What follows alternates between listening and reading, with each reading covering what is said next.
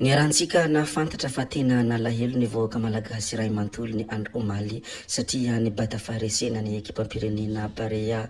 Na de eo aza izany rehetra izany dia 10 ariary no praizmany azony Barea. Koa satria finalista ny Barea dia raiky faingo roa tapitrisa dolara ny praizmany azony izy ireo tamin'ny tsanina 420. Andrasana kosa ny mahakasika ny fitsinjarana izany raha anaraka ilay toromarika farany nomeny filohan'ny repoblika na fifanarahana teo amin'ny FMF sy ny mpilalao. Ny filoha Andry Rajoelina izay nilaza fa 10 dolara na 520 isanjato no an'ny FMF ary 3 tapitrisa dolara na 520 isanjato no an'ny mpilalao raha azo ilay 3,5 tapitrisa dolara. Tsy azo anefa ny amboara ka andrasana ny fomba fizarana ity prima ity. Na de eo aza izany rehetra izany, na de eo aza ny fahareseny ekipam-pirenena malagasy dia misaotra azy ireo amin'ny fo manontolo ny vahoaka malagasy rehetra satria nampiakatra avy ny anarany izany Madagasikara izany.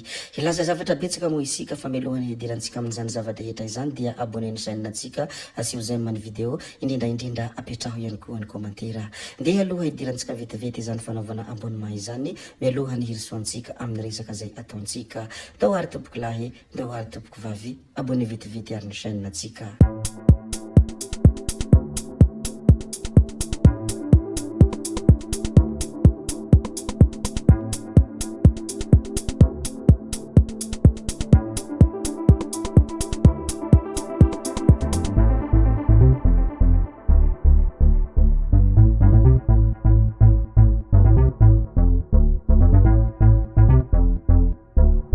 Miresaka mikasika any tsanina 420 moa isika dia nanao ny entso zavatra ry ekipam-pirenena Barea na i Maroc aza nahazo izany tsanina 420 izany. Niady dia niady ny baolina 5 profony Maroc fa izy ireo ny favori nandritra ny famaranana ny tsanina 420. Nivoaka mpandresy tamin'ny finaly izy ireo rehefa nandavy ny Barea 3-2.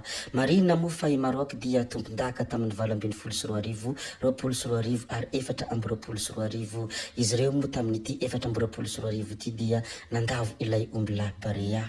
Izy ty moa dia lalao ary fifaninanana ara-pahalahina koa dia avy amin'le fomba fiteny manao hoe niresy tsy akoraina ny mandresy tsy obina. Mafy zany faharesena ho an'ny ekipam-pirenena malagasy izany ary mafy ho an'ny tsirairay izay mpilalao ihany koa izany zavatra izany. Mbola mafy nohony zany ihany koa ny nanjo any Antonio namoy ny reniny omaly Antonio raha ny loharanom-baovao izay miparitaka. Taoriany iny lalao famaranana tamin'ny Maroc iny vao nampahafantarina ny mpilalaon'ny Barea izay antsona hoe Antonio ny fahalasany reniny ny androny iny zoma lasa iny.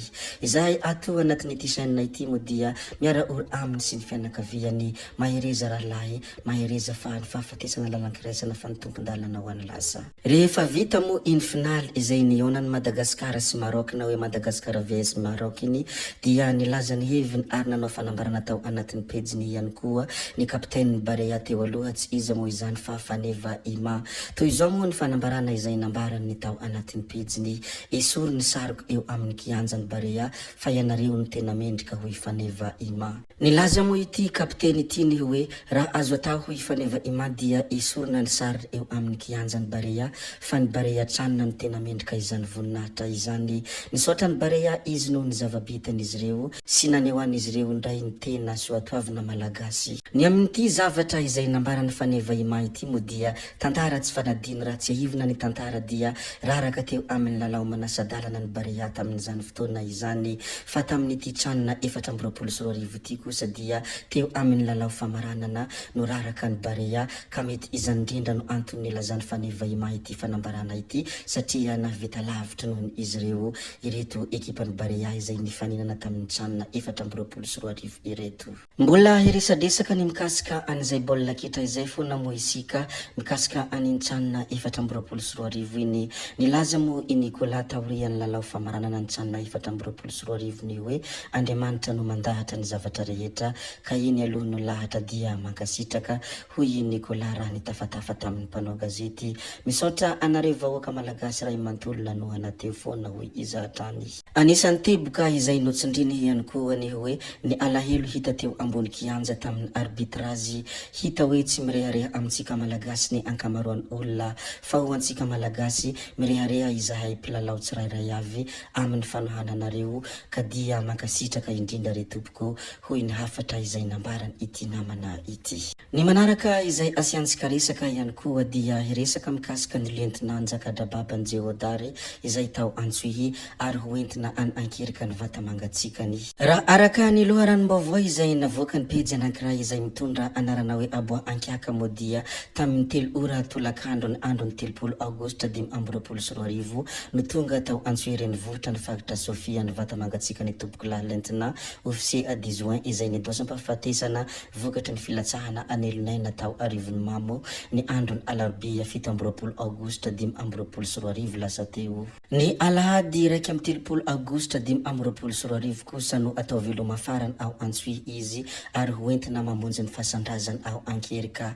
Nanatitra azy tany raha araka ny loharanom-baovao hatrany moa dia ireo miaramila sy zandary iray andiany fa 170 miaraka aminy ary solontena aveo anivon'ny filohalonda malagasy. Nanotrona azy tao ireo tompon'andraikitra ara-panjakana ary ny vahoaka maro izay nitsena azy teo amin'ny 20 kilometatra tsy hidirana ny tanànany Antsohihy.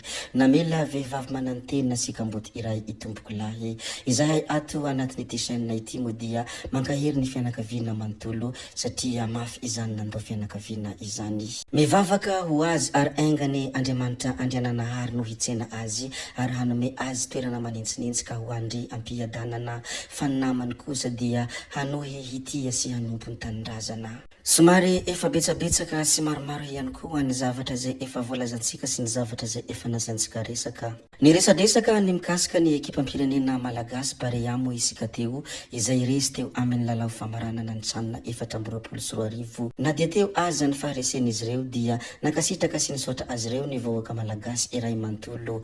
Marina ihany koa moa fa raha miresaka izany ekipam-pirenena zany isika dia voalohany teo amin'ny tantara no tody finaly teto Afrika ny Barea. Nijanona teo amin'ny quart de finale raha niatrika ny kanina 7-20 inefatra no niatrika demi-finale ny kosa fa tamin'ny taona 20 5-20 8-20 ary 5-20. Ny Barea izay niatrika nitsanina 4-20 no ekipa nasional malagasy voalohany niatrika famaranana tamin'ny fifaninanana teto Afrika. Nanoratra tantara na dia lavon'ny Maroc tamin'ny isa 3 aza teo amin'ny lalao famaranana izy ireo. Anisan'ny tsara ho fantatra moa izay zavatra izay ho an'ny malagasy rehetra izay mankafy ny baolina kitra indrindra ireo malagasy rehetra izay mpanaraka an'izany baolina kitra malagasy izany. Zay ihany koa no namarana ny videontsika ary tompoko vavy sy tompoko lahy koa dia mankasitraka anareo na vitanay ianao hatramin'ny farany ary mbola manentana anareo foana ny mbola hanaraka ny video manaraka izay alasaka hiato misesisesy zay fa tsala veneny resaka hametra veloma izahay veloma vetivety fa tsy hoe akory veloma mandrakizay amin'ny manaraka indray no manao ny misimisy veloma ary tompoko lahy veloma tompoko vavy gaby oie ciao ciao amin'ny manaraka indray eo.